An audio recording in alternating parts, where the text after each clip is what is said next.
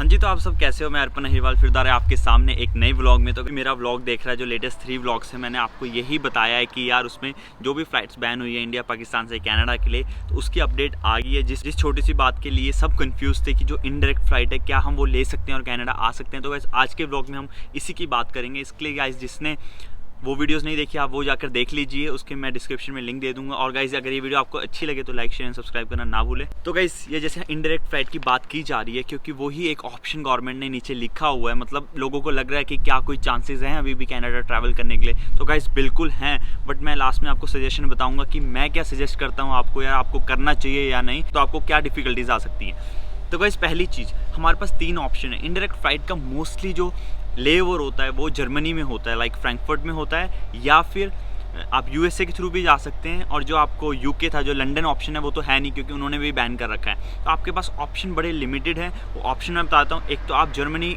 होते हुए जा सकते हैं वाया जर्मनी। दूसरा गाइस नेपाल है। जो नेपाल की बात लोग कर रहे हैं कि क्या नेपाल से इजी होगा स्टूडेंट को ट्रैवल करना या नहीं, तो हम नेपाल की बात करेंगे।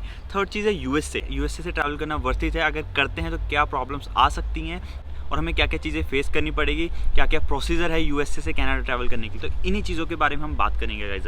तो गाइस पहली बात, अब हम बात कर लेते हैं जर्मनी। जो फ्रैंकफर्ट जो स्टे होता है मोस्टली कनेक्टिंग फ्लाइट्स का, क्योंकि मुझे पता था, मैं गया था स्टार्टिंग में, मेरा फ्रैंकफर्ट था।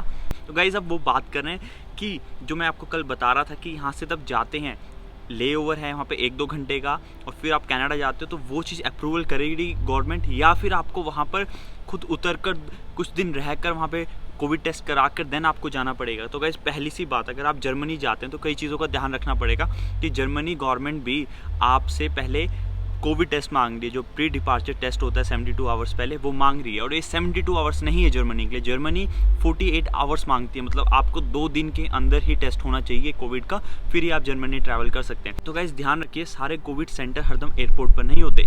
तो गाइस जो जर्मनी का कोविड सेंटर है आप देख ही सकते हो ऊपर, वो गाइस बाहर निकल कर है, मतलब जो एयरपोर्ट से है उसके 1-2 किलोमीटर के पास पड़ता है, जिसके लिए आपको ट्रांजिट वीज़ा चाहिए होगा। तो गाइस इन चीज़ों का ध्यान रखिए। ऐसे नहीं कि आपने फ्लाइट करा ली और आप सोच रहे हो कि वहाँ पे एयरपोर्ट पर टेस्ट हो जाएगा। नहीं गाइस, जो इसका कोविड सेंटर है वो 1-1.5 किलोमीटर पे है, जिसके लिए आपको ट्रांजिट वीज़ा की ज़रूरत पड़ेगी। गाइस ये टेस्टिंग होती है, ये इसका एक टाइम स्लॉट है, सुबह 6 बजे से रात के 8 बजे तक हो सकती है। स्क्रीन में आप देख लो ऊपर। अपनी फ्लाइट की ऐसी ही कोऑर्डिनेशन कीजिए कि आप इसी टाइम पहुँचो, टेस्ट करा सको। तो गाइस उसके बाद है क्या, ऐसा नहीं है कि टेस्ट आधे घंटे 1 घंटे में आ जाएगा गाइस।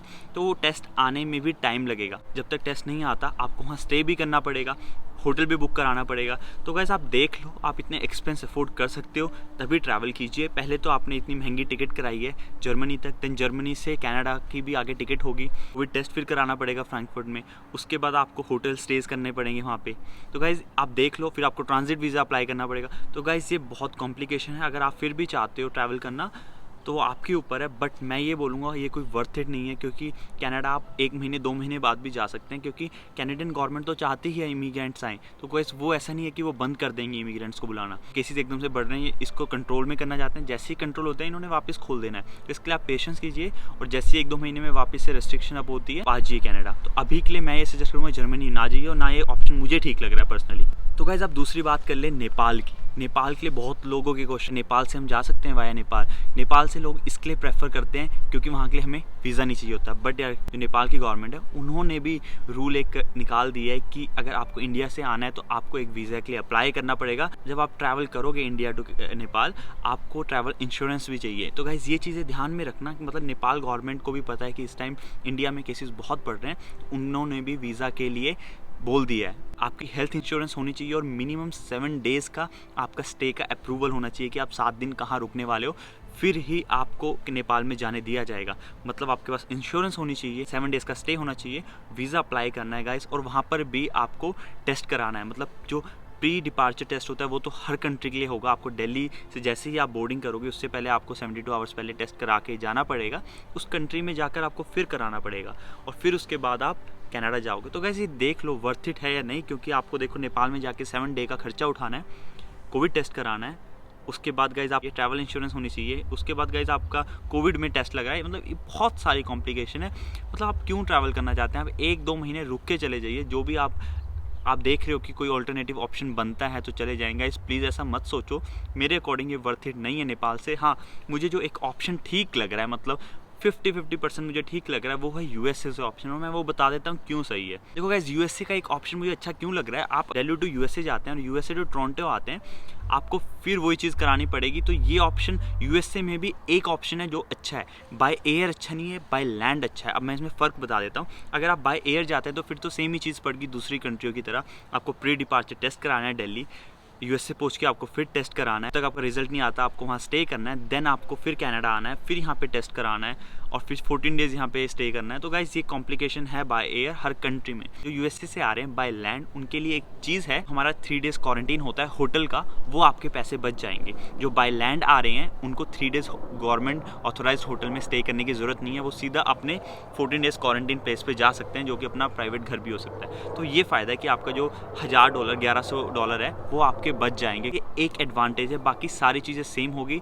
आप तब दिल्ली से चलोगे, आपका टेस्ट होगा, यूएसए पहुंचने के बाद आपको फिर दोबारा टेस्ट कराना पड़ेगा कनाडा आने के लिए, एंड कनाडा पहुंचकर आप सीधा अपने घर जा सकते हैं। ट्रैवल करते हैं जो वीज़ा ऑफिसर्स होते हैं वो आपसे क्या पूछेंगे, सेम चीज़ें, वही सारी सेम चीज़ें जो बाय एयर पूछते हैं। तो अराइव कैन ऐप होना चाहिए, प्री डिपार्चर टेस्ट होना चाहिए और आपके पास क्वारंटीन प्लान होना चाहिए। तो गैस उन्होंने न्यू चीज़ अपडेट की है, जो बाय एयर 10 डे पे टेस्ट होता है वो 8 डे पे ही टेस्ट ले लिया जाएगा। तो ये गाइज ये है, आपके 3 डेज होटल क्वारंटीन के पैसे बच जाएंगे और आपका 10वें दिन की टेस्ट की जगह 8वें दिन ही हो जाएगा। तो गाइज बस यही फ़ायदा है बाय लैंड कि आपके पैसे बच जाएंगे, बाकी और फॉर्मेलिटीज़ करनी है।